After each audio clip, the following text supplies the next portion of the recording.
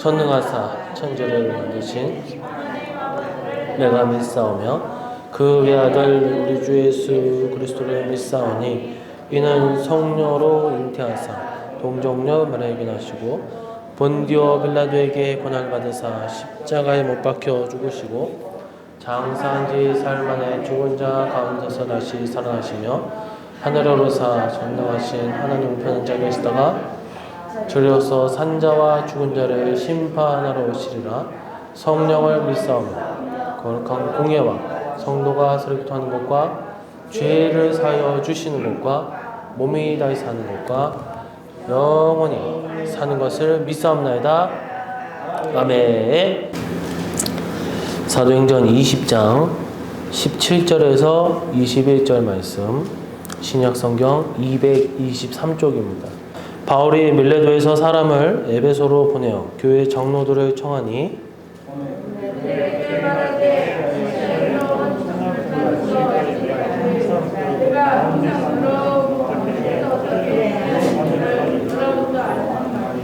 곧 모든 겸손과 눈물이며 유대인의 간계로 말미암아 당한 시험을 참고 주를 섬긴 것과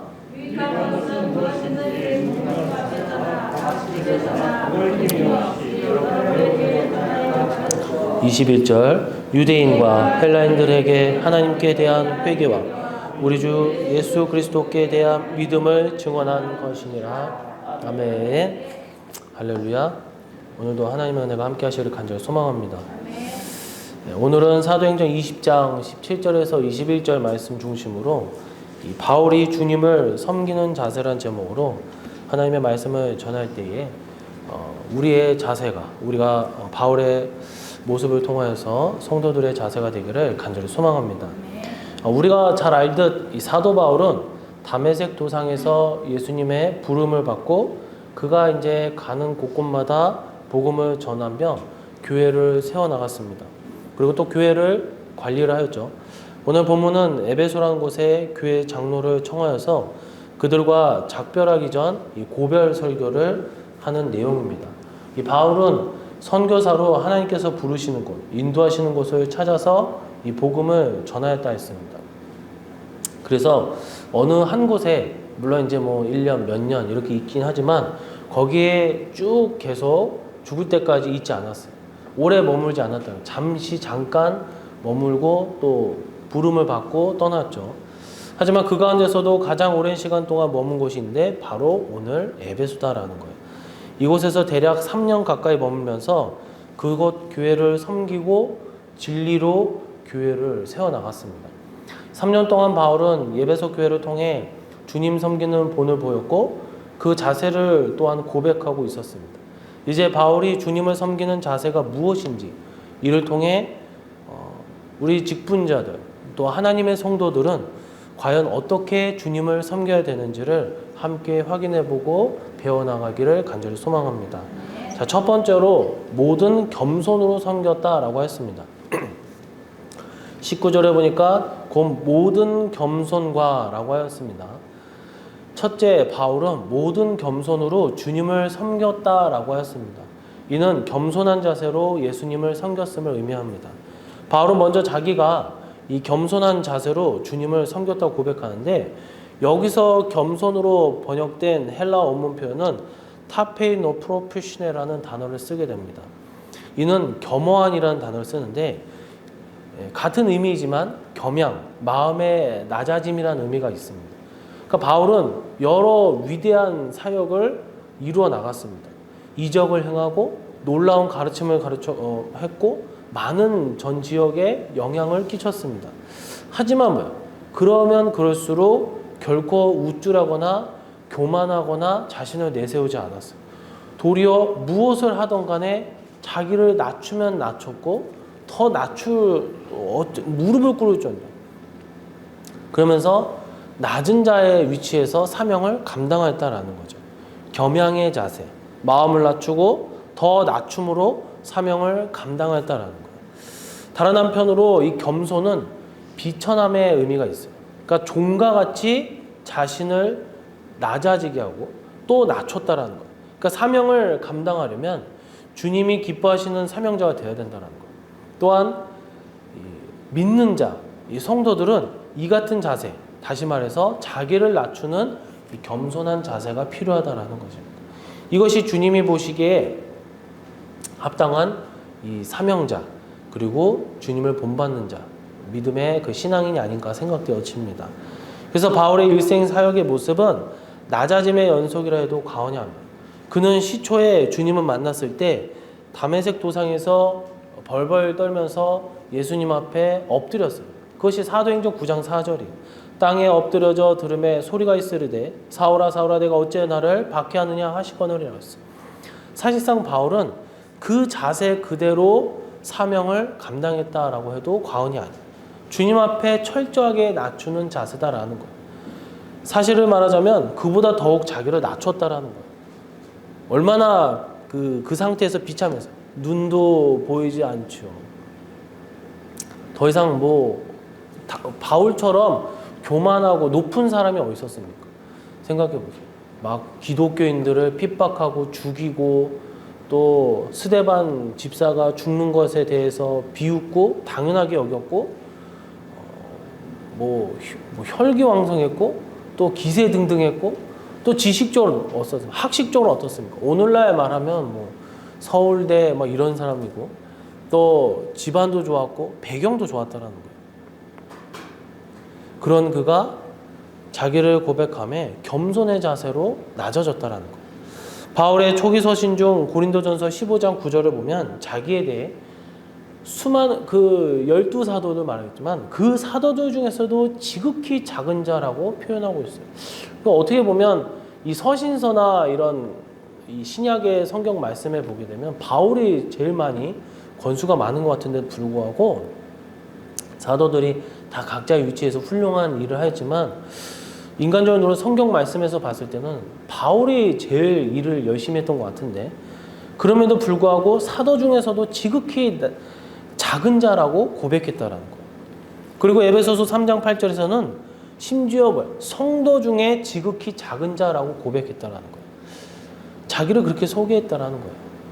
또 그의 생애 거의 말기에 기록한 디모데전서 1장 15절 말씀에서는 자신을 심지어 그랬어요. 죄인 중에 괴수라고 그랬어요. 그러니까 죄인 중에 대빵이다. 그러니까 우두머리다. 그러니까 어떻게 보면 사형수라고 할 수 있을 정도로 극악무도한 자다라고 표현을 했다는 거예요. 누가 그런 말을 하고 있습니까? 하나님 앞에 나는 죄인 중에 죄인이고 가장 큰 죄인이다라고 고백했다는 거예요. 사랑하는 성도 여러분, 하나님께서 그의 사역을 기뻐하시고 그를 귀하게 사용하신 이유가 여기에 있다는 거예요. 그는 늘 자신을 낮추고 또한 가장 낮은 자리에 그가 있었다라는 거예요. 그럼에도 불구하고 더 낮은 자리에 가려고 힘썼다라는 거예요. 그와 같은 겸손으로 그는 하나님의 뜻을 이루어 나갔습니다. 그와 같은 겸손으로 주님을 섬겼다라는 거예요. 그와 같은 겸손으로 성도와 교회에 봉사하고 가르치고 섬겼다라는 거예요. 저와 여러분이 이러한 겸손의 자세로 주님과 교회를 섬기기를 간절히 소망합니다. 운동선수들이 처음 배우는 것이 있어요. 그것이 뭐예요? 종목을 초월해서 다들 먼저 취해야 하는 자세. 이것을 말 기본기란 기본 자세. 항상 낮춰야. 이 낮추는 자세. 자세를 더 낮춰라. 탁구도 그렇고, 유도도 그렇고, 레슬링도 그렇고, UFC 다 자세를 낮추라는 거예요. 매 수련 시간마다 낮춰야 된다는 거예요. 아무리 상대가 제대로 기술을 걸어도 내가 넘어지게 되면 어떻게 돼요? 넘어지지 않는다면 어떻게 되겠습니까? 그 기술을 먹히지 않는다는 거예요. 그래서 모든 것은 다 낮춰야 됩니다. 농구도 키 큰 선수가 있지만 자세를 낮춘다는 거예요. 기독교의 신앙도 마찬가지예요. 기독교의 신앙의 도리는 바로 섬김의 도리. 그것은 섬김의 도리는 뭐예요? 섬긴다라는 건 뭐예요? 내가 종이 되고 주인을 향해 섬긴다라는 거죠. 그 시작은 자기를 낮추는 데 있다는 거예요. 기독교 역사상 최고의 신학자이자 위대한 신앙인으로 일컬어진 인물, 앞에 세인츠, 성이라는 인물이 있는 어거스틴 역시 그 어거스틴의 대부분의 교리가 칼빈의 영향을 받았고, 칼빈이 기독교 강어를 쓰고 그 이제 장로교의 시초가 바로 칼빈 아니겠습니까? 그러니까 어거스틴한테 갈 수 있다는 거예요. 이 어거스틴도 기독교의 최고의 지도가 되는 내용, 바로 그것은 첫째도 겸손이고 둘째도 겸손이고 셋째도 겸손이다라고 얘기를 하고 있어요. 전국에 있는 이 아파트 중에 가장 이름이 긴 곳이 있다고 합니다. 그것이 이제 전남 나주에 있대요. 이름이 뭐냐면 가장 길대요. 광주 전남 공동혁신도시 빛가람 대방 엘리움 로얄 카운티 1차. 이거 어떻게 해요? 부동산 업자들도 못 외운대요. 그러니까 이 아파트 이름을 보면은 뭐 문복 아파트 이게 아니라 그냥 25자 이게 쭉 있는 거예요. 왜 그래? 좋은 거는 다 갖다 붙이는 거예요. 막 무슨 영어도 있어야 되고 프랑스어도 있어야 되고 뭐 스웨덴어도 있어야 되고 그러면 이제 집값이 조금이라도 올라간다고. 그래서 뭐 센트럴 파크 뭐 센트럴 파크가 어디 있습니까 우리나라에? 뭐 마포 뭐 강남 뭐 이런 식으로 쓰고 있는데 그들의 마음에는 뭐야? 어느 날 어디 음식점인가 뭐 어디도 보면은 명동도 아닌데 명동 칼국수 있잖아요. 일산에 보면 명동 칼국수. 그 명동도 아닌데 이유가 뭐예요? 거기에 조금이라도 뭔가 빌붙겠다라는 그런 심정이 있겠다라는 거예요. 발을 좀 들이겠다. 그러니까 조금이라도 그 명품이라는 이름 아래 조금이라도 이름 있는 거에 대해서 사람은 쫓아가게 되어 있다라는 거예요. 관심을 갖게 되어 있다라는 거예요. 그렇게 뭐 어렵다, 뭐 점점 뭐 힘들어진다 하더라도 이 명품과는 줄 서 있잖아요. 그렇게 줄 서 있잖아요. 이유가 뭘까? 그 명품 하나에 나를 높일 수 있으니까. 내가 싸구려를 갖고 다니면 내 자신이 뭔가 하찮아 보이는 것 같아. 사람들은 그렇다라는 거예요. 어디 사세요? 저 어디? 강남 살아요. 어디 서울 어디 살아요? 이거에 자부심을 느낀다는 거예요. 하지만 주님은 신앙에 있어서는 그런 것이 중요하지 않다라는 거예요. 더 낮아지고 더 겸손한 신앙. 그것이 바로 신앙의 기본 자세됨을 우리는 늘 간직하시고 살아가시기를 간절히 소망합니다. 자, 두 번째입니다. 바울이 주님을 섬기는 자세 첫 번째는 모든 겸손으로 섬겼다 했어요. 19절에 보니까 곧 모든 겸손. 그리고 두 번째는 눈물로 섬겼다라고 했어요. 눈물. 이는 온 마음으로 예수님을 정말 갈급하는 그런 신앙으로 섬겼다라는 거예요. 우리가 살아가면서 여러 가지 일을 겪기도 하고 여러 사람들을 만날 때도 있어요. 그 과정에서 진심이 없이 거짓되이 일을 하고 사람을 대하는 이들도 있어요. 그냥 툭 던지면서 그냥 그래 하면서 이렇게 그 진심이 없는 경우도 많다라는 거예요. 정말 진심으로 고마워 막 이런 경우도 있지만 고마워 이게 형식적으로 얘기하는 경우도 있다라는 거예요. 눈물이라는 것은 뭘까요? 가식적이고 거짓된 눈물이 있지만 보통 통상적으로 우리가 얘기하는 그 눈물이라는 것은 그 사람의 진심이 담겨 있다는 거예요. 진심으로 그 무언가를 대할 때 나타날 수 있는 어떤 행위다라는 이 신체의 변화다라고 할 수 있겠어요. 그 사람의 진심을 방영해 주는 것이 바로 눈물이다라는 거예요. 눈물로 기도한다. 눈물로 호소한다. 이것이 뭐예요? 정말 진실로 구한다라는 거예요. 어떤 일에 있어 그 일 때문에 많은 눈물을 흘렸다면 진심으로 그 일에 대해서 헌신했음을 의미합니다. 진심으로 그 사람을 상대했다라는 것을 의미해요. 기쁜 것, 뭐 어떨 때는 막 기쁠 때는 막 웃기도 하지만 너무 기쁘면 눈물을 흘리기도 하잖아요. 슬플 때도 우리가 얼굴이 일그러질 수 있지만 너무 슬플 때는 또 눈물을 흘릴 수 있다는 거. 그렇듯이 이 눈물은 굉장하고 너무하고 최고 어떤 안 좋을 때도 있지만 좋은 쪽도 이 최고라는 단어가 들어가야 된다는 거예요. 주님을 섬길 때도 마찬가지입니다. 어설프게 어중간하게 그냥 뜨뜻미지근하게 그런 것이 아니라 최고로 최상으로 주님을 섬겨야 된다. 온 마음을 다하여서 섬겨야 된다는 것을 의미하고 있다는 거예요. 여기서 눈물로라는 한글 성경이 사실 충분히 번역되지 못했다고 합니다. 원문을 직역하면 많은 눈물로 주를 섬겼음을 많은 눈물이에요. 많은 눈물. 바울은 그냥 눈물을 흘린 것이 아니라 많은 눈물을 흘리며 주를 섬겼다고 했어요. 여기서 많은은 헬라어로 폴리스라는 단어 쓰는데 양이 많다라는 의미만 있는 것이 아니라 자주, 대부분이라는 게 있어요. 그 다시 말해서 뭐예요? 주님을 섬길 때 어떤 날만 많이 눈물을 흘렸다는 것이 아니라 날마다 진심을 다해서 주님을 섬겼다라는 것을 의미한다라는 거예요. 우리도 이와 같이 주님을 섬기기를 간절히 소망합니다. 이스라엘을 구원하시고 나서 하나님께서는 이스라엘이 어떻게 하나님을 섬겨야 할지를 말씀해 주셨어요. 바로 마음과 뜻, 힘을 다해 여호와를 사랑하라라고 얘기했어요. 신명기 6장 5절의 말씀을 보니까 너는 마음을 다하고 뜻을 다하고 힘을 다하여 내 하나님 여호와를 사랑하라. 이 굉장한 말이에요. 너는 마음을 다하고 뜻을 다하고 힘을 다하여 하나님 여호와를 섬기라라는 거예요. 굉장히, 그러니까 우리는 단순히 예수님 영접해서 믿어요. 끝. 굉장히 심플하죠.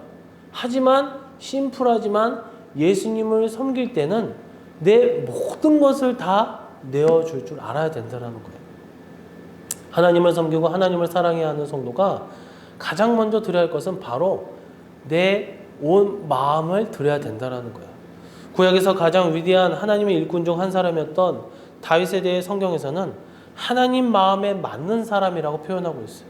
사도행전 13장 22절에 보면 패하시고 다윗을 왕으로 세우시고 증언하여 이르시되 내가 이새의 아들 다윗을 만나니 내 마음에 맞는 사람이라 내 뜻을 다 이루리라 하시더니라고 했어요. 왜 그렇게 말씀하셨습니까? 그가 착하거나 또한 선하다는 말, 사랑이 많다거나 자비롭거나 지혜롭거나 또 실제로 그랬죠. 그런 의미, 그런 여기에 의미가 포함될 수 있지만 거기에 대해 알아야 될 것은 그가 하나님을 정말 아이처럼 전적으로 부모님을 믿고 따르듯이 온 마음을 다해 섬겼기 때문이다라는 거예요. 이에 더하여 우리가 생각해 봐야 할 말씀이 바로 계시록 7장 17절이에요. 이는 보좌 가운데에 계신 어린 양이 그들의 목자가 되사 생명수 샘으로 인도하시고 하나님께서 그들의 눈에서 모든 눈물을 씻어 주실 것입니다. 이 말씀에서 어린 양, 우리 예수님께서 눈물을 씻어 주실 이들이 누구예요? 단순해요. 주님을 위해 그냥 단순히 성도가 아니라 그냥 단순히 교회를 다닌 자들이 아니라 눈물을 씻어주는 사람들, 우리의 눈물, 우리가 되기를 원하지만 그들은 누구냐? 주님을 위해 진심으로 눈물을 흘린 자들을 의미한다는 거예요. 주님을 온 마음으로 섬긴 자들이 주님의 그 손으로 닦일 수 있는, 닦음을 받을 수 있는 혜택을 누릴 수 있다는 거예요. 사랑하는 성도 여러분, 주님은 우리도 지금도 우리가 수고할 때마다 수고가 그 맞춰질 때마다 우리의 눈물을 보시고 우리의 눈물을 닦아주실 줄로 믿습니다. 우리 주님을 위해 주님의 위로를 소망하며 바울처럼 진심을 다해 온 마음으로 주님을 섬기시기를 간절히 소망합니다. 세 번째입니다. 첫 번째는 바울이 주님을 섬긴 자세는 겸손, 모든 겸손으로 섬겼다. 그리고 두 번째는 눈물로 섬겼다 그랬어요. 온 마음으로 예수님 섬겼다 그랬어요. 마지막 세 번째는 19절에 보면 유대인의 관계로 말미암아 당한 시험을 참고 주를 섬겼다라고 했어요. 시험을 참고 주를 섬겼다라고 했습니다. 이것은 곧 인내로 예수님을 섬겼음을 의미합니다. 우리는 당연히 예수님의 종으로, 예수님을 왕으로, 또한 주로 모시고 겸손히 예수님을 섬겨야 합니다. 그리고 눈물로 주를 섬겨야 합니다. 겸손히 주를 섬길 때 괴로운 일이 많으나 구주여 내게 힘주사 잘 감당하게 하소서라는 찬양의 가사처럼 늘 겸손하고 눈물로 주님을 섬겨야 합니다. 그리고 이에 더 나아가 인내함으로 한결같이 주님을 섬겨야 될 줄로 믿습니다. 여기서 참고로 번역된 헬라 원문표는 쉼바이노라는 단어를 써요. 함께 걷다, 일을 당하다, 또 같이 만나다라는 의미가 있어요. 즉 주님과 끝까지 함께 걷고 주님께서 당하신 일을 함께 당하며 주님을 다시 만나기까지 수고하고 인내합니다. 겸손하다가 결코 교만해져서는 안 된다는 거예요. 눈물을 흘리는데 힘들어서 섬김의 자리에 있다가 너무 힘들어 하면서 그 자리를 떠나서는 안 된다는 거예요. 끝까지 참고 인내하며 끝까지 주님을 섬기는 그 자리에 머물러야 된다는 거예요. 예수님께서는 우리를 위해 낮은 자리에 내려오시고 수고와 고난, 심지어 십자가 고난까지 당하셨어요. 이 모든 것은 뭐예요? 결국 참으심, 인내가 있었기 때문에 완성되어졌다라는 거예요. 히브리서 12장 2절의 말씀을 보면 믿음의 주요 또 온전하게 하시는 이인 예수님을 바라보자. 그는 그 앞에 있는 기쁨을 위하여 십자가를 참으사 부끄러움을 개의치 아니하시더니 하나님 보좌 우편에 앉으셨느니라. 예수님은 우리의 롤모델이에요. 우리는 예수님을 본받아서 예수님처럼 인내해야 합니다. 예수님은 우리가 어떻게 구원을 얻었는지에 대해 인내, 즉 끝까지 견뎌야 구원을 얻는다라고 하셨어요. 마태복음 24장 13절의 말씀 보면 그러나 끝까지 견디는 자는 구원을 얻으리라. 예수님의 말씀을 기억하시기를 바랍니다. 예수님의 말씀대로 끝까지 견디고 나아갈 때에 우리에게 구원을 약속해 주셨다 그랬어요. 그 구원이 결국 뭐예요? 이 땅에서의 육신의 그런 고통에서도 해방되는 거, 악한 영으로부터 벗어나는 것도 있지만 저 천국이다라는 거예요. 계시록 21장을 펴게 되면 중요한 말씀이에요. 그것이 바로 천국이라는 거예요. 천국 21장 21절에 보면 그 12문은 12진주니 각 문마다 한 개의 진주로 되어 있고 성의 길은 맑은 유리 같은 정금이더라라고 했어요. 이게 사람의 표현이니까 그러겠지만 아마 더 어마어마한 그런 아름다움을 간직하고 있겠죠. 천국의 12문인데 그 문에 한 개의 진주로 되어 있다고 했어요. 진주는 뭐 진짜 진주가 있겠습니까? 뭐 어떤 형상화 표현을 했겠죠. 진주는 조개가 모래알이나 이물질이 들어오면 막 그것을 고통을 감내하면서 막 만들어서 품으면서 만들어지는 게 진주라고 하죠. 얼마나 큰 고통을 참아야 되겠습니까? 어마어마하다는 거예요. 그 크기가. 이 말씀의 의미가 뭐예요? 우리도 인내해야 천국 구원에 이른다라는 거예요. 천국에 가는 것은 그냥 마냥 쉬운 것이 아니라 인내가 동반돼야 비로소 당도한다라는 거예요.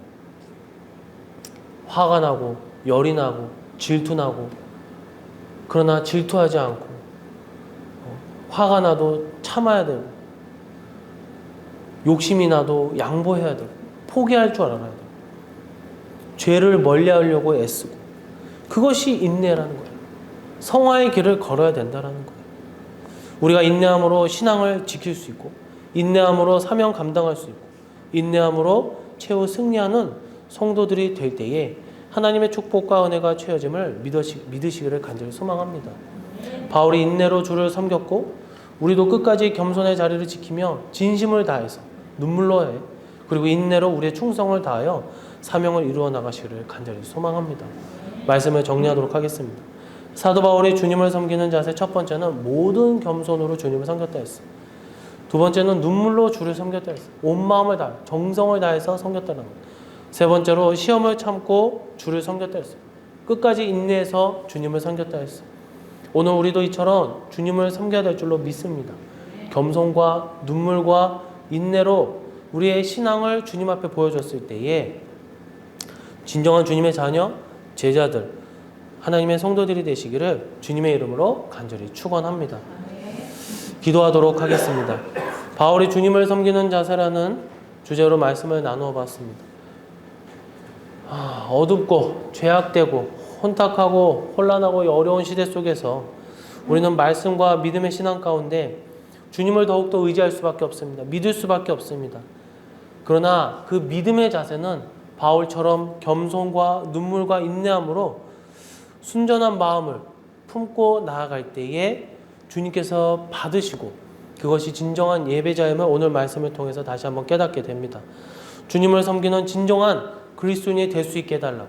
그럴 때에 이 시대에 빛과 소금으로서 사명을 다할 수 있는 참된 주님의 제자 바울과 사도들처럼 그 사명을 감당할 수 있는 우리 교회와 우리 성도님들 될 수 있게 해달라고 자 주여 삼창 부르시고 기도하도록 하겠습니다. 주여!